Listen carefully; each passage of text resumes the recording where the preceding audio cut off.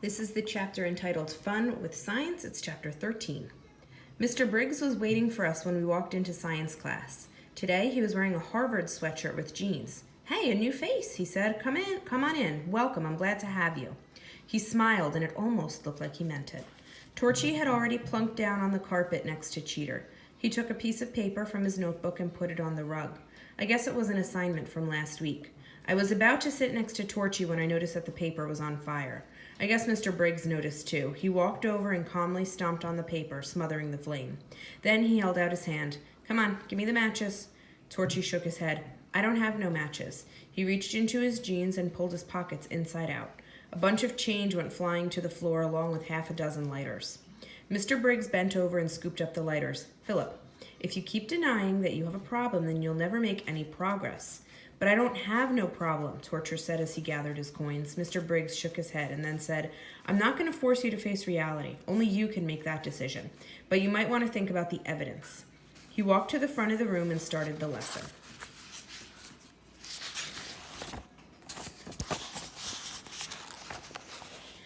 Torchy was right.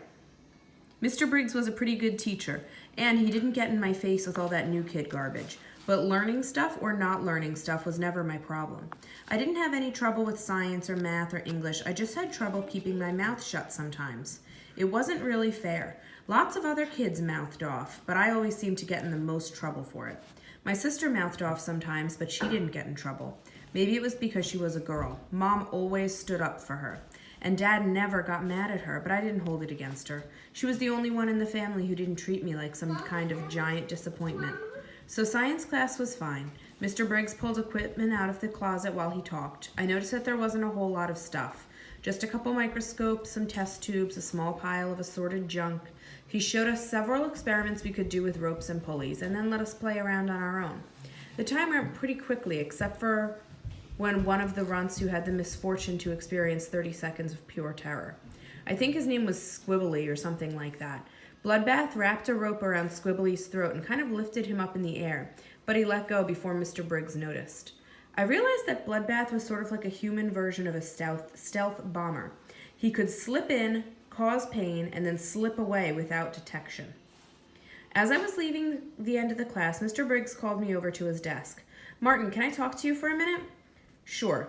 I had no idea what he wanted, but he was a teacher, so he had the power to talk with me until my ears bled, if that's what made him happy.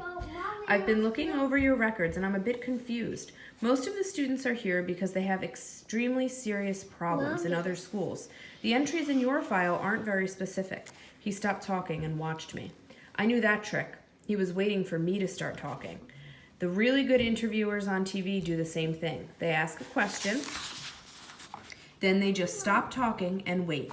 Even after they get an answer, they wait for more. Most people can't stand silence, so they blab all their secrets away. I really wasn't in the mood to spill my life story, so I just smiled and shrugged.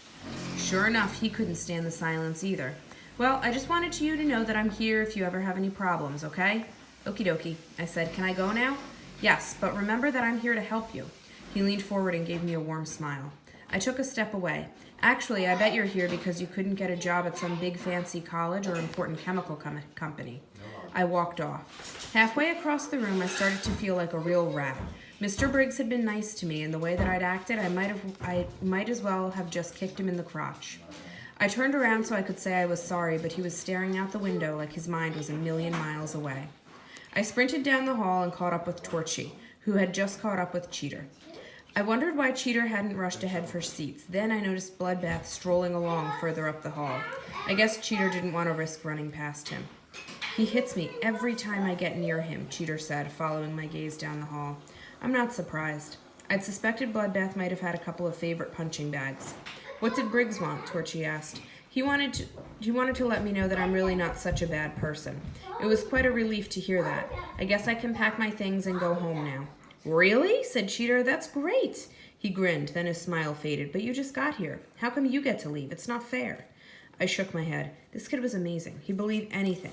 He was just too easy.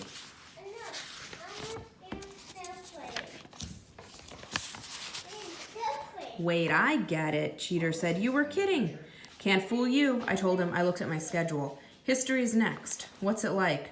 Torchy grinned. Cheater grinned. What? I asked. You'll see, Torchy said. And here we have another form from Edgeview. This is form 937-C from Edgeview, and we saw this from the math teacher, Mr. Parsons, too. So this one says, for official use only, new student preliminary evaluation form. Student name, Martin Anderson.